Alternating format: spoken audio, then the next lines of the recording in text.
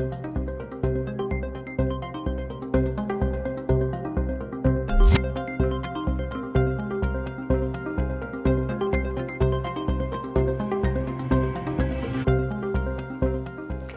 সকাল প্রিয় দর্শক, সবাইকে আমন্ত্রণ জানাচ্ছি চ্যানেল 24 এর নিয়মিত স্বাস্থ্য বিষয়ক আয়োজন সুস্থ থাকুন প্রতিদিনে।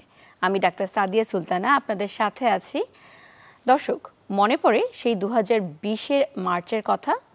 আমাদের চেনা পৃথিবী হঠাৎ করে স্তব্ধ হয়ে পড়েছিল একটি শব্দের কারণে, তা হচ্ছে করোনা। আমরা দেখেছি হাসপাতালে বেডের সংকট, দেখেছি অক্সিজেনের জন্য হাহাকার, দেখেছি রোগীর মৃত্যুর সংখ্যা যা বেড়ে দাঁড়িয়েছিল 12%-এরও বেশি। এরপর 2022 থেকে কমে এসেছিল সেই মৃত্যুর সংখ্যা, সেই ভয়াবহতা। কিন্তু হঠাৎ করে 2025-এ এসে দেখা যাচ্ছে আবারও করোনার কারণে মৃত্যু। অবস্থাটি আসলে কীরকম, কতটা উদ্বেগজনক, তা নিয়ে আজকে আমাদের আলোচনা। আমাদের আজকের বিষয় করোনার বর্তমান প্রেক্ষাপট, এবং কথা বলতে আমাদের সাথে স্টুডিওতে উপস্থিত আছেন আমাদের দেশের একজন প্রখ্যাত বক্ষব্যাধি বিশেষজ্ঞ ডক্টর দেওয়ান আজমল হোসেন, যিনি বর্তমানে আছেন সহযোগী অধ্যাপক হিসাবে জাতীয় বক্ষব্যাধি ইনস্টিটিউট ও হাসপাতালে। স্বাগত জানাচ্ছি আপনাকে আমাদের অনুষ্ঠানে। আসসালামু আলাইকুম, শুভ সকাল, ধন্যবাদ। দর্শক, আপনাদের যদি কোনো বিষয় নিয়ে জানার থাকে, এই যে আজকে যে বিষয় নিয়ে আমরা কথা বলতে যাচ্ছি করোনা, তা নিয়ে আপনারা যে কোনো প্রশ্ন করতে পারেন স্ক্রলে দেওয়া নাম্বারটিতে কল করে। তাহলে আমরা চলে যাই আমাদের আজকের বিষয় নিয়ে কথা বলতে। আমরা দেখতে পাচ্ছি হঠাৎ করে করোনার কারণে মৃত্যু, কিছুটা উদ্বেগ দেখা যাচ্ছে আমাদের পার্শ্ববর্তী দেশ এবং আমাদের দেশে। আসলে এই যে বর্তমানে 2025-এ এসে যে অবস্থাটি, এটি কতটা উদ্বেগজনক বলে আপনি মনে করছেন? ধন্যবাদ।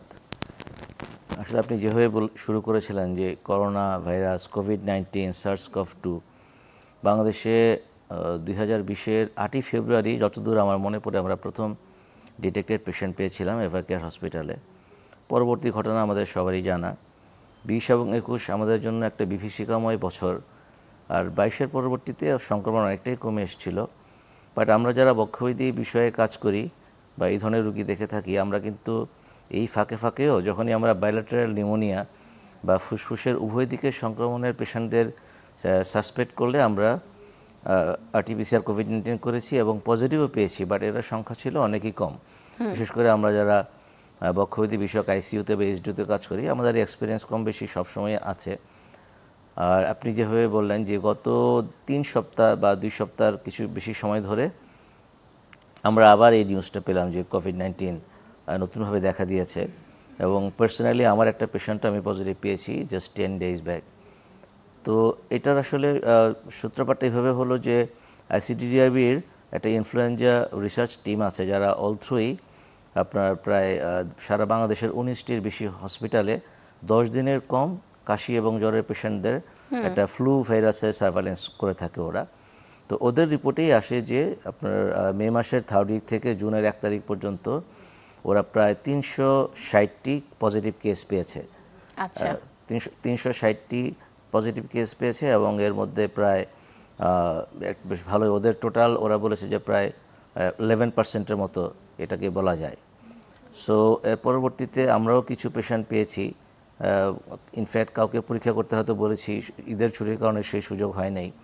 তো এখন আমার মনে হয় যে যেহেতু আজকে থেকে বাংলাদেশে আবার সব সেক্টর, স্পেশালি স্বাস্থ্য মন্ত্রণালয়, স্বাস্থ্য অধিদপ্তর আবার নতুনভাবে আমরা কাজে নামবো।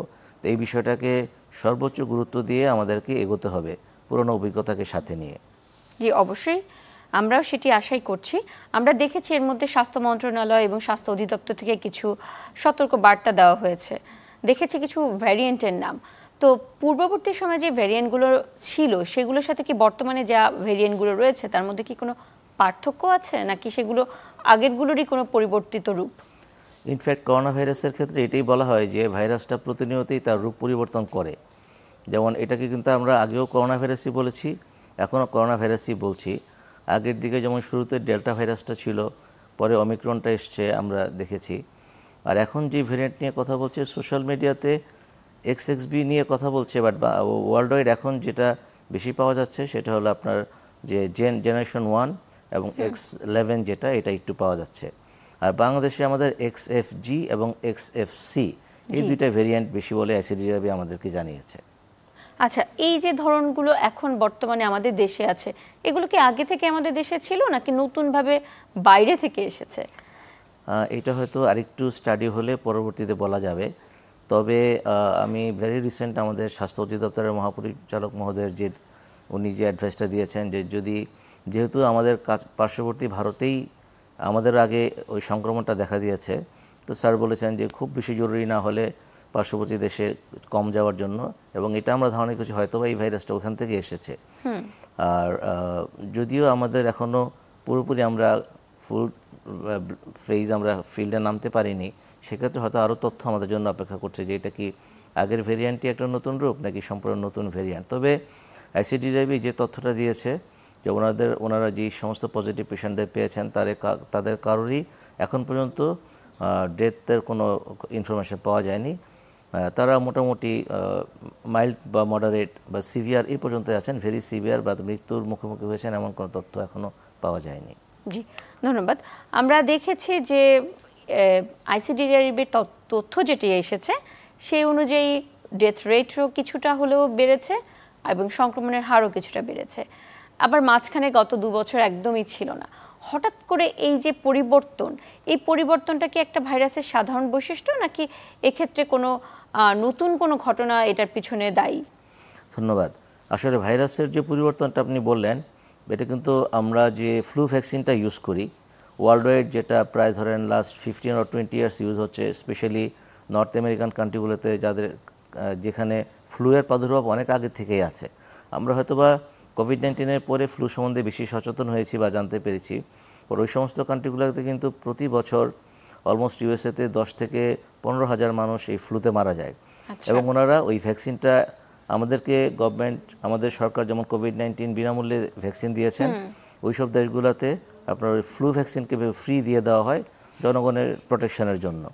এবং এই যে ফ্লু ভ্যাকসিনটা তৈরি করা হয়, এটা ইউজুয়ালি ফ্লুয়ের যে পিক আওয়ারটা ধরেন আপনি মে থেকে অক্টোবর পর্যন্ত, নেক্সট ইয়ারে আমাদের বা ওই রিজিয়নে কোন মানে ফ্লু ভ্যারিয়েন্টটার প্রাদুর্ভাব বেশি হবে সেটাকে চিন্তা করেই কিন্তু ভ্যাকসিনটা তৈরি করা হয়। এতে বোঝা যাচ্ছে যে ভাইরাসের যে আপনার গুণগত পরিবর্তন বা তাদের স্ট্রাকচারাল চেঞ্জ এটা প্রতিনিয়তই হয়, এবং এটা ভাইরাসের একটা বৈশিষ্ট্যই যে সে কিন্তু একটা রূপ নিয়ে বসে থাকবে না, প্রতিনিয়তই তার রূপের পরিবর্তন হবে। সো এই জন্য আমরা যে এবার XFC বা XFG পেয়েছি, এটা কিন্তু আগেরগুলোর সাথে এটার স্ট্রাকচারাল এবং জেনেটিক এবং সব দিক দিয়েই পরিবর্তন আছে, এবং হয়তো আমরা এই তথ্যটা আরও বেশি ভবিষ্যতে জানতে পারবো। সেক্ষেত্রে কি এই যে উপসর্গগুলো, আগে যেমন আমরা শুনেছি যে কোভিড যদি হয় বা করোনা যদি হয় সেক্ষেত্রে জ্বর থাকবে, গলা ব্যথা থাকতে পারে, রুচি চলে যাচ্ছে, গন্ধ চলে যাচ্ছে ইত্যাদি উপসর্গগুলো ছিল, কিন্তু আমরা সম্প্রতি দেখছি সোশ্যাল মিডিয়াতে বলা হচ্ছে যে এই ধরনের কোনো কিছু হচ্ছে না। আপনার অভিজ্ঞতা কি বলছে? ধন্যবাদ। আসলে সোশ্যাল মিডিয়াতে যেই আমরা ইনফরমেশনটা পেয়েছিলাম যে এই ভেরিয়েন্টের আপনার প্রকৃতি বা নেচারটা একেবারেই ডিফারেন্ট, পরে দেখা গেলো যে এটা ইনফরমেশনটা একটু ফেক আছে। তো যেই মানে উপসর্গগুলোকে আইসিডিআরবি বেশি গুরুত্ব দিচ্ছে, যেমন পুরনো উপসর্গগুলোর মধ্যে জ্বর থাকা, গলায় ব্যথা হওয়া, কাশি হওয়া এবং দুর্বলতা, এগুলো আগেও যেমন ছিল এবারও তেমন আছে। তবে এই সাথে যেমন আপনার পাকস্থলীর কিছুটা জড়তা বা জিআইটির যে অ্যাবনর্মালিটিস, এগুলো নতুনভাবে যোগ হয়েছে। বাট আমি যেটা শুরুতেই বলেছি যে আমরা খুবই প্রাথমিক পর্যায়ে আছি এবারের এই বিষয়টা নিয়ে। হয়তো ইনশাআল্লাহ আমরা ধীরে ধীরে আরও বেশি জ্ঞান অর্জন করব বা আমাদের রোগীদের ক্ষেত্রে সেগুলো প্রয়োগ করতে সম্মত হব বা সুযোগ আসবে। জি, করোনা নিয়ে সবচেয়ে বেশি ভয় হচ্ছে মৃত্যু, এবং আমরা আগে যখন দেখেছি 2020-এর কথা, 2021-এর কথা, হাসপাতালে বেডের সংকট হচ্ছে, এত বেশি রোগী হচ্ছে যে অক্সিজেন দিয়ে শেষ করে যাচ্ছে না এবং হাই ফ্লো লাগছে, এরকম একটি অবস্থা। এবার যে ধরনের রোগীগুলো পাওয়া যাচ্ছে তাদের ক্ষেত্রে কি একই রকম চিত্র নাকি চিত্রটা একটু অন্যরকম? সত্যি কথা বলতে গেলে এবারের পরিপূর্ণ চিত্র আমাদের সামনে এখনও খুব বেশি প্রতিভাত হয়নি বা আমরা হয়তো ফেস করিনি। তবে প্র্যাকটিক্যালি আমরা বা আমরা কলিগরা বা আমরা যারা বক্ষবিধি বিষয়ক রোগীগুলো দেখে থাকি, যাদেরকে আমরা কোভিড-19 সাসপেক্ট করেছি, তাদের ক্ষেত্রে খুব বেশি এরকম পরিস্থিতির ফেস করতে হয় নাই। আর আইসিডিআরবিও বলেছে যে এখন পর্যন্ত ওরা যেই সমস্ত পেশেন্টগুলো ডিল করেছে তাদের অলমোস্ট মৃত্যুর হার জিরোই বলেছে এই পর্যন্ত প্রায়। সো আমি মনে করি যে সচেতনতা যেমন আমাদের আগেও প্রধান টুল ছিল, এখনও সেভাবেই আগাতে হবে আর কি। অবশ্যই। আর আপনি যেটা মৃত্যুর হার বলেছেন, যেটা আপনার 20 এবং 21-এ ছিল প্রায় 12%, বাট 22 পরবর্তী দিকে সেটা লেস দেন 3%-এ নেমে এসছে।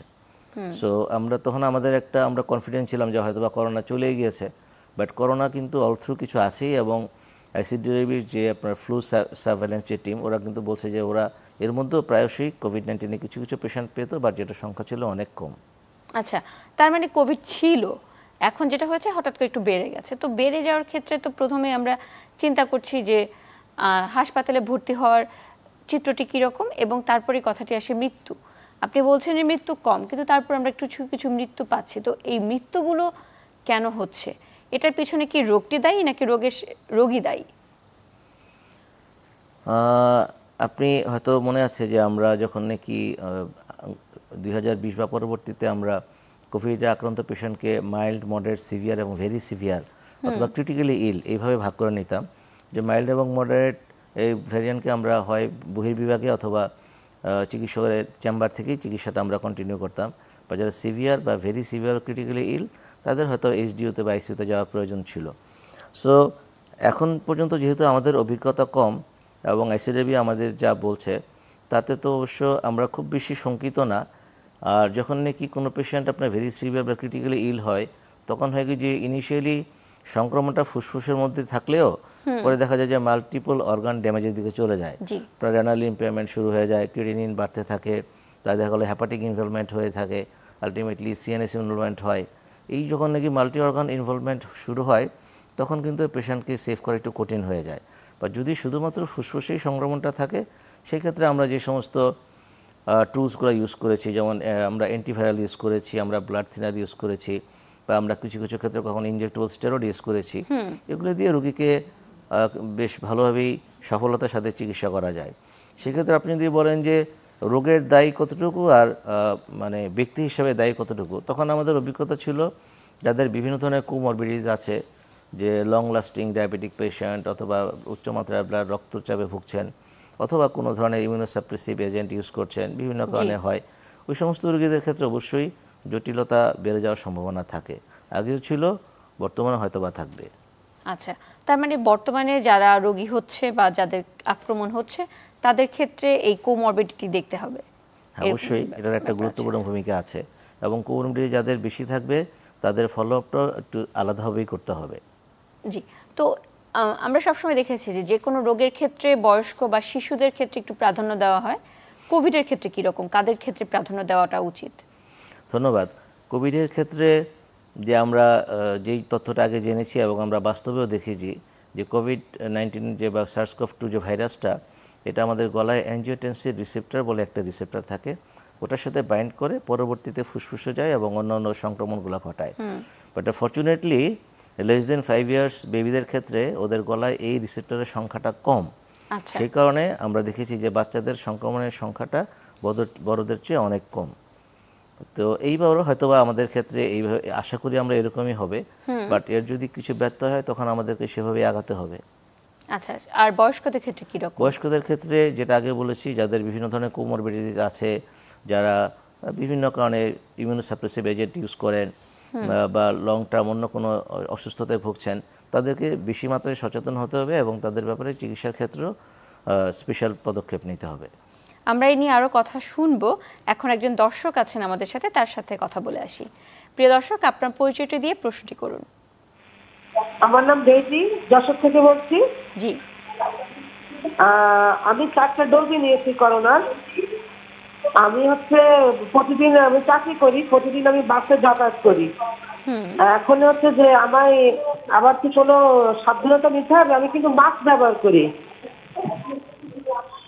জি, ধন্যবাদ। জি, আপনাকে ধন্যবাদ আমাদের সাথে থাকার জন্য।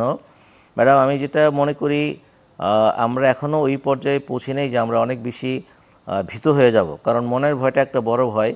আর যেহেতু আপনি বাসে যাতায়াত করেন, হয়তো আপনাকে অবশ্যই করতে হবে, তবে আপনি মাস্ক পরিধান করেন জেনে খুশি হলাম।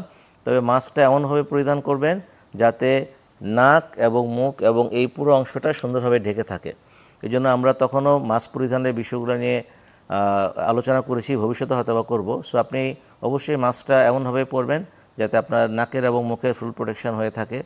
আর আপনি যখন নাকি কর্মস্থল থেকে বাসায় ফিরবেন, অবশ্যই বাসায় ফিরে আপনি কবজি পর্যন্ত হাত 20 সেকেন্ড ধরে, আমরা যেটা বলি যে স্যানিটাইজার দিয়ে আইদার পরিষ্কার করবেন অথবা সাবান দিয়ে ধুয়ে ফেলবেন।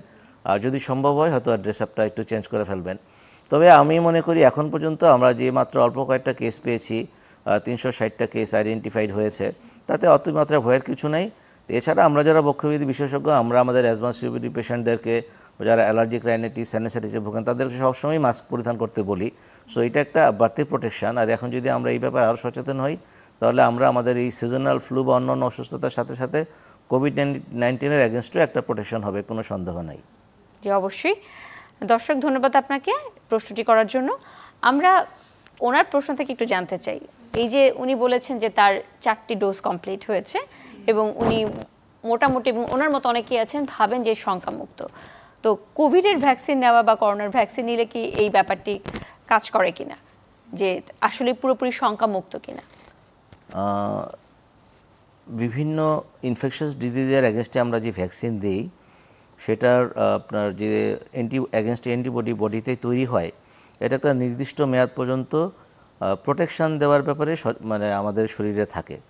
সো কোভিড-19 আমরা যে ভ্যাকসিনগুলো দিয়েছি, first dose, second dose, third dose বা বুস্টার ডোজ, সেই ক্ষেত্রে মোটামুটি একটা রাফলি বলা যেত যে হয়তো আপনি সর্বোচ্চ 6 মাস থেকে 1 বছর একটা প্রোটেকশন পাবেন।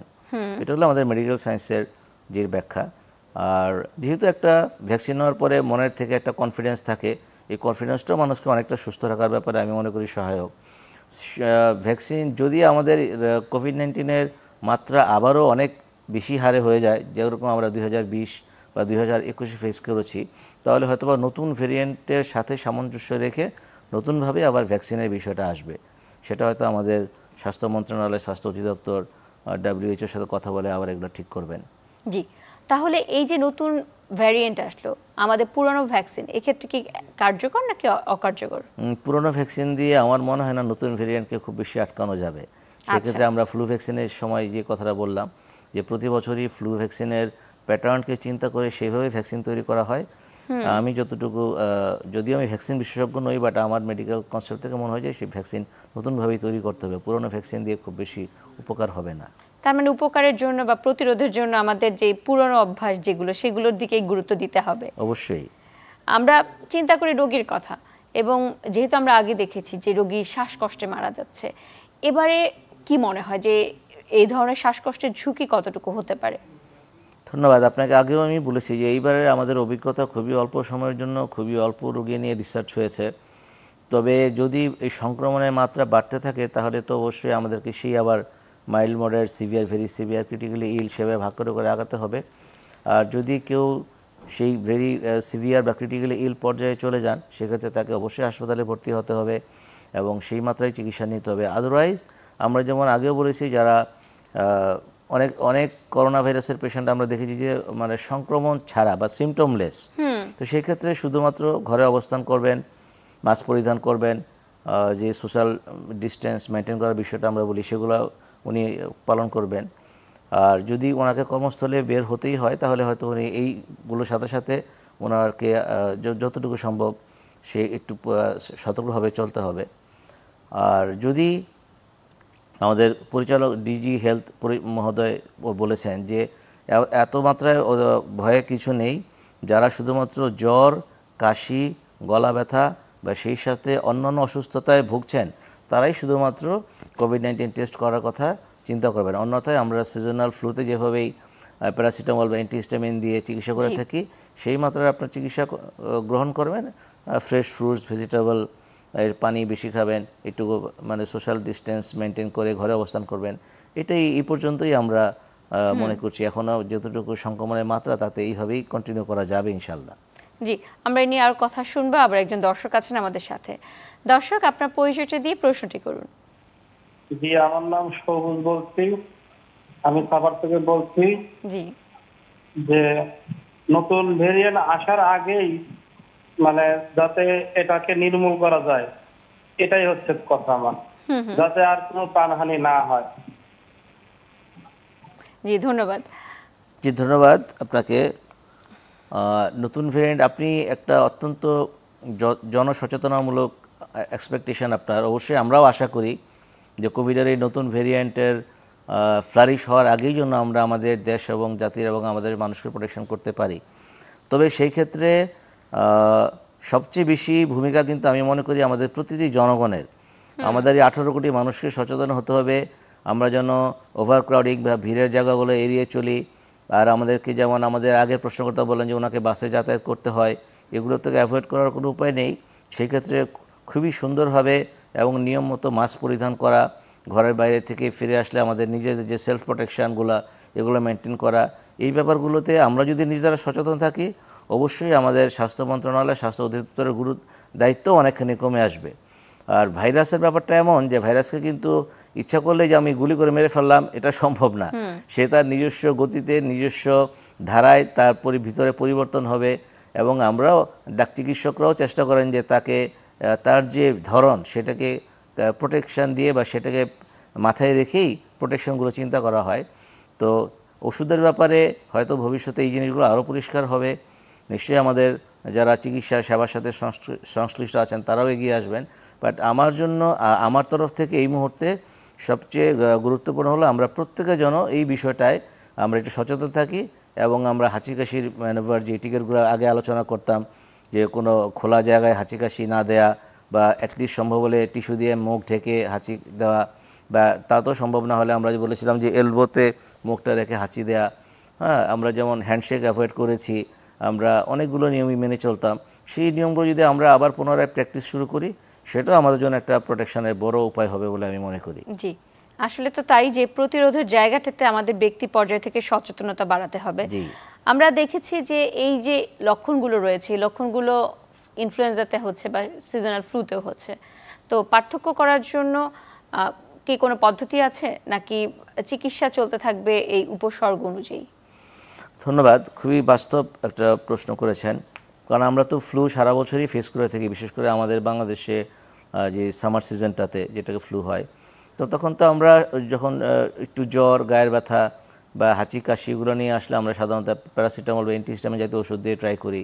বা এর সাথে আবার যেমন আমরা গত 2-3 বছর ডেঙ্গুটা অনেক বেশি ফেস করেছি, তখন ডেঙ্গুর জ্বর হলে আমরা ডেঙ্গুটাকে এক্সক্লুড করেছি। বা গত 1 বছর আমরা চিকুনগুনিয়াতেও অনেক পেশেন্ট পেয়েছি, চিকুনগুনিয়াকে আমরা এক্সক্লুড করার চেষ্টা করি।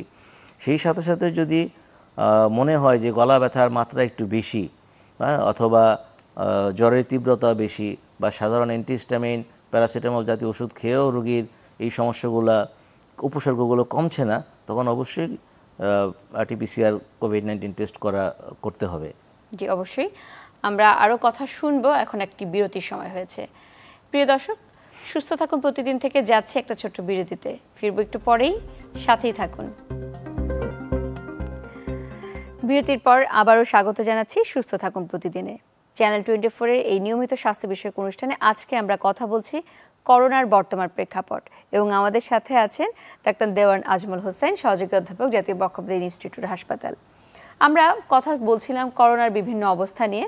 আমরা শুনছি যে খুব একটা ভয় পাওয়ার অবস্থা এখনও পৌঁছায়নি, কিন্তু বিশেষ করে আমরা যখন দেখেছি 2020-এ 21-এ ওই অবস্থায় কিছু গোষ্ঠীর মানুষ বেশি আক্রান্ত হয়েছে এবং তাদেরকে বেশি ঝুঁকির মধ্যে পড়তে হয়েছে। তার মধ্যে একটি অবস্থা গর্ভবতী নারী। এবার যারা গর্ভবতী নারী আছে তাদের ক্ষেত্রে কি কোনো সতর্ক বার্তা দেওয়া উচিত কিনা আপনি মনে করেন? জি, ধন্যবাদ। অবশ্যই একজন উইমেন যিনি গর্ভবতী আছেন তিনি তো এমনিতেই কিছু অবস্ট্যাকলের মধ্যে থাকেন, উনি স্বাভাবিক জীবন থেকে কিছুটা ডিফারেন্ট লাইফস্টাইল ওনাকে করতে হয়, মেনটেন করতে হয়। এর মধ্যে যদি আবার কোভিড আক্রান্ত হয়ে যান তাহলে এটা অবশ্যই দুঃখজনক। বাট যেহেতু চিকিৎসক হিসাবে আমাদেরকে চিকিৎসা দিয়ে যেতেই হবে, তো আমাদের বিগত দিনগুলোতে আমরা যেমন আলোচনায় করেছি বা আমরা যেটা বাস্তবে প্রয়োগ করেছি, সে একইভাবে আমরা সেই কোভিড পজিটিভ পেশেন্টদেরকে যারা গর্ভবতী বা pregnant, mild moderate, severe, very severe বা ক্রিটিক্যালি ইল এই গ্রুপে ফেলে আমরা তখন যারা মাইল্ড মডারেট তাদেরকে আউটডোর হিসেবেই চিকিৎসা দিয়েছি, আর যারা সিভিয়ার, ভেরি সিভিয়ার বা ক্রিটিক্যালি ইল তাদেরকে হাসপাতালে ভর্তি রেখে চিকিৎসা দিয়েছি। এবং আমরা A to Z বলতে পারেন যে কোভিডের যত ওষুধ এসেছে তার মধ্যে ইনজেক্টেবল রেমডেসিভির যেটা ছিল সেটার সফলতা সবচেয়ে বেশি ছিল।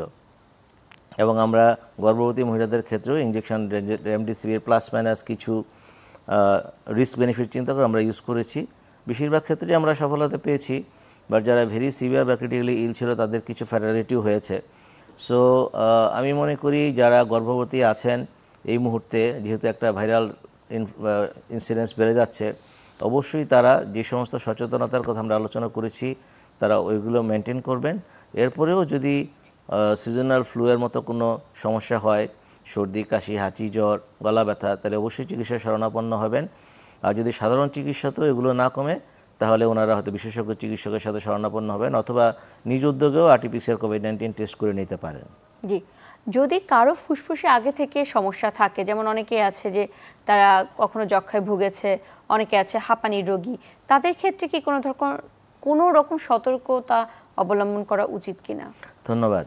আপনি একটা অত্যন্ত বাস্তব প্রশ্ন করেছেন। বিশেষ করে আমরা যারা বক্ষব্যাধি বিশেষজ্ঞ 2020-21 যখন নাকি কোভিড-19 আসলো আমাদের দেশে, আমরা কিন্তু we are really very much worried যে আমাদের যারা দীর্ঘমেয়াদী ফুসফুসে আক্রান্ত রোগী, ক্রনিক পারসিস্টেন্ট অ্যাজমা বা আপনার ক্রনিক অবস্ট্রাকটিভ পালমোনারি ডিজিজ বা ডিপিএলডি বা ব্রঙ্কাইটিস, যারা দীর্ঘমেয়াদী ফুসফুসের রোগী যেগুলো অলমোস্ট ভালো হওয়া সম্ভব নয়, বাট সবসময় কিছু না কিছু ওষুধ খেতে হয়, আমাদের একটা ভয় ছিল যে হয়তোবা আমাদের এই গ্রুপ অফ পেশেন্ট বেশি সাফার করবেন।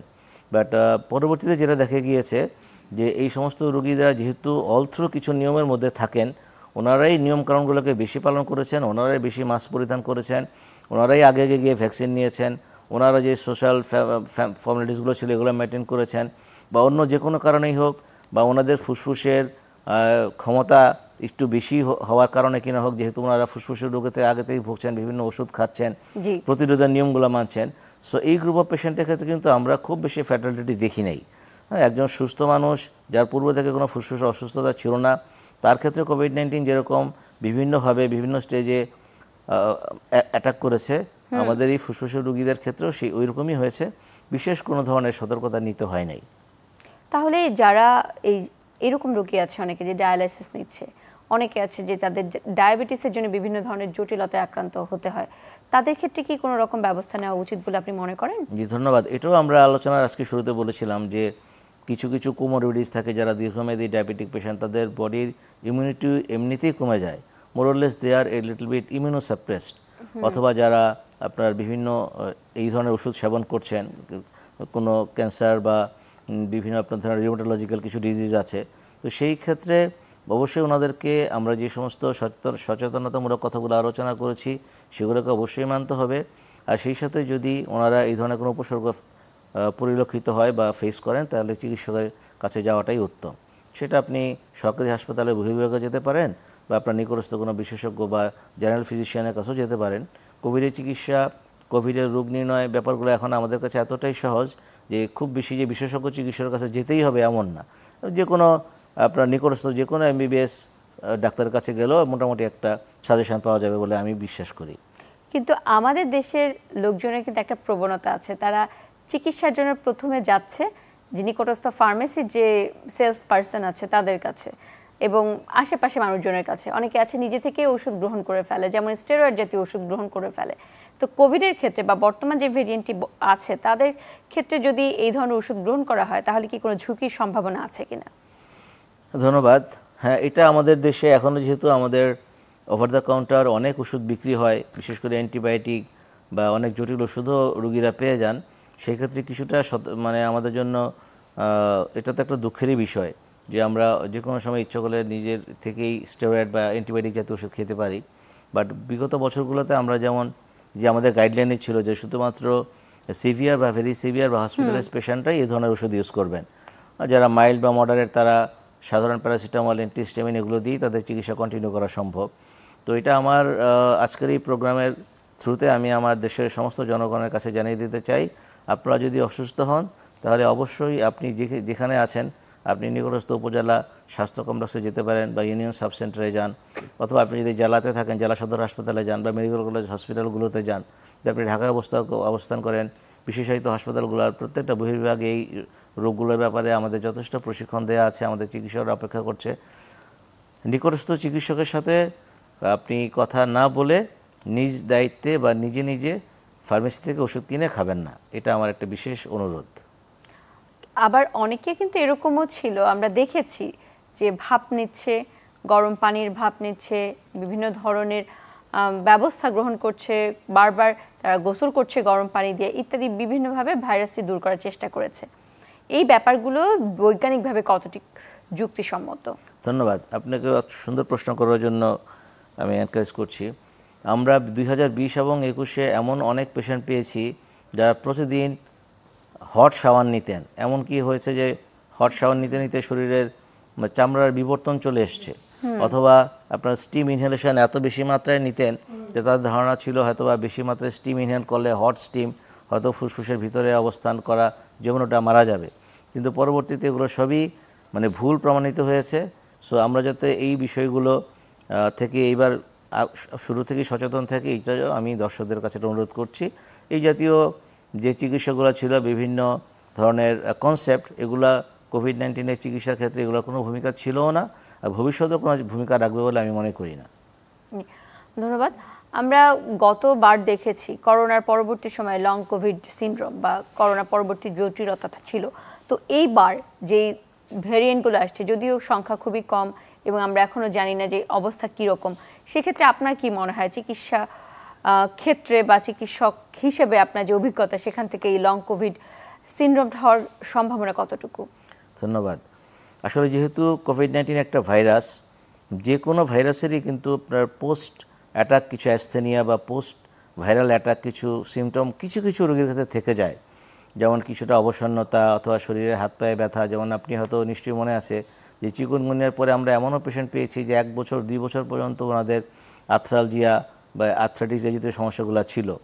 এবং কোভিড-19-এর ক্ষেত্রে আমরা লং কোভিডের ফিচার হিসেবে এগুলোকেই বেশি পেয়েছি, যেমন ভুলে যাওয়া বা অ্যামনেশিয়া যেটাকে আমরা বলি, অথবা কর্মক্ষেত্রে নিজেকে যথেষ্ট পরিমাণে কনসেন্ট্রেট করতে না পারা, অথবা গায়ের হাতের পায়ের ব্যথা, এগুলো লং কোভিডের ফিচার ছিল। তো এই যেহেতু ভাইরাস, সের আগেও কোভিড-19 ভাইরাস ছিল, এবারটা আমাদের এই ভাইরাসের যে কমন ফিচার হিসেবে এই ধরনের জটিলতা হতেই পারে। সেক্ষেত্রে আমি মনে করি যে চিকিৎসকের শরণাপন্ন হওয়া উচিত। অবশ্যই। তো চিকিৎসার ক্ষেত্রে আমরা বারবার বলেছি এই ধরনের সংক্রামক রোগের ক্ষেত্রে প্রতিরোধটা খুব গুরুত্বপূর্ণ, এবং কোভিডের ক্ষেত্রে আমরা ভ্যাকসিনের অবস্থা দেখেছি। কিন্তু একটি ধারণা আছে এবং কিছু তথ্যও আছে বা উপাত্তও যদি বলা হয় যে এই ধরনের ভ্যাকসিন নেওয়ার পর কিছু সাইড ইফেক্ট বা পার্শ্ব প্রতিক্রিয়া দেখা গিয়েছে। আসলে ব্যাপারটি কতটুকু সত্য, এবং বর্তমানে এই যে নতুন ভ্যারিয়েন্ট আসলো সেটার ক্ষেত্রে যদি আমরা ভ্যাকসিন দিতে যাই, এই তথ্য কতটুকু প্রতিবন্ধকতা হিসেবে কাজ করবে? ধন্যবাদ। এটা আপনি খুব বাস্তব একটা প্রশ্ন করেছেন। যেমন 2020-21-এ আমরা যখন ভ্যাকসিন নিলাম, বা বিশেষ করে 4th ডোজে নেওয়ার পরে অনেকের মুখেই আমরা শুনেছি যে ভাই আমি তো অনেক সুস্থ ছিলাম, এই করোনা ভ্যাকসিন আমার জীবনটাকে ধ্বংস করে দিয়েছে, এখন আমার হাঁচি সর্দি কাশি এই সমস্যা ওই সমস্যা। এবং আমরা পৃথিবীর বিভিন্ন জায়গায় দেখেছি যে ভ্যাকসিনের জটিলতা হিসাবে অনেক মানুষই দীর্ঘমেয়াদী অসুস্থতায় আক্রান্ত হচ্ছেন।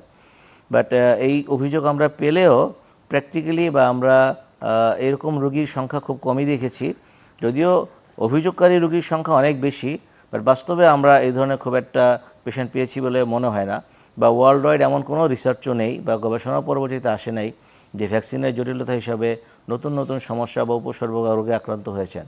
কাজেই এই আজকের এই প্রোগ্রাম থেকে আমি আমার দর্শকদের বা আমার দেশের মানুষদের কাছে এই বার্তায় পৌঁছে দেব, যদি সরকার মনে করেন যে নতুন ভ্যারিয়েন্টের যে কোভিড আসছে সেটার অ্যাগেনস্টে ভ্যাকসিন নিতে হবে, বা সরকার যদি ভ্যাকসিনের ব্যবস্থা করেন, তাহলে অবশ্যই আমরা ভ্যাকসিন নিব।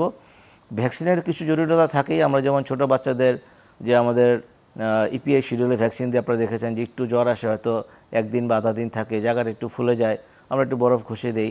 বাট কোভিড-19-এর যে ভ্যাকসিনগুলোতে আমাদের খুব কম পেশেন্টই আমরা পেয়েছি যে জ্বরও এসেছে, ওই লোকাল একটু ব্যথা ছাড়া আর তেমন কোনো জটিলতা ছিল না বললেই চলে। কাজে ভ্যাকসিনের ব্যাপারে ভয় পাওয়ার কিছু নেই। যদি সরকার মনে করেন যে ভ্যাকসিনের আওতায় জনগণকে আনতে হবে বা ব্যবস্থা করেন, তাহলে অবশ্যই আমরা ভ্যাকসিন নিব, এটাই আমার অনুরোধ। জি অবশ্যই। আপনার কাছে কি মনে হয় বর্তমানে সরকার কর্তৃক যে প্রস্তুতিমূলক ব্যবস্থা গ্রহণ করা হচ্ছে এটা কতটুকু যথেষ্ট? ধন্যবাদ। আমি আগেও বলেছি যে আমাদের যেই তথ্যগুলো আসছে সেটা হলো মিড-মে থেকে এই ঈদের আগের সময় পর্যন্ত। ধরেন ঈদের পরে তো এখনও আমরা পরিপূর্ণভাবে কর্মক্ষেত্রে নামতে পারিনি, বাট তারপরেও আমাদের বিভিন্ন স্পেশালাইজড হসপিটালগুলোতে সরকারের পক্ষ থেকে মেসেজ চলে এসছে যে এই ব্যাপারে আমাদেরকে প্রস্তুতি নিতে হবে। সো অবশ্যই আমরা আমাদের রোগীদের ব্যাপারে কোনো ধরনের ছাড় দিব না। আমাদের সমস্ত মেডিকেল কলেজ হসপিটাল, জেলা সদর হাসপাতাল বা ঢাকার বিশেষায়িত হসপিটালগুলোকে আমাদের স্বাস্থ্য অধিদপ্তর এবং স্বাস্থ্য মন্ত্রণালয়ের তরফ থেকে বলা হয়েছে প্রস্তুতি থাকার জন্য। আমরা আমাদের সব জায়গাগুলোতে যারা ওপিডি পেশেন্ট আছেন তাদের জন্য অলরেডি একটা আলাদাভাবে দেখার ব্যবস্থা হয়েছে।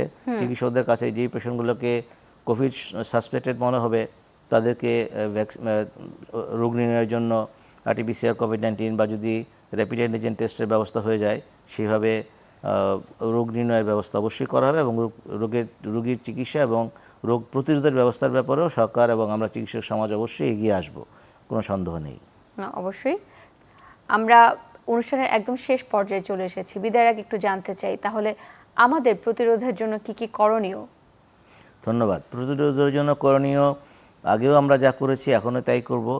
আমরা যেমন অবশ্যই ঘরের বাইরে গেলে যথাযথভাবে আমরা মাস্ক ইউজ করব, হোক সেটা একটা সিম্পল সার্জিক্যাল মাস্ক, কোনো অসুবিধে নেই।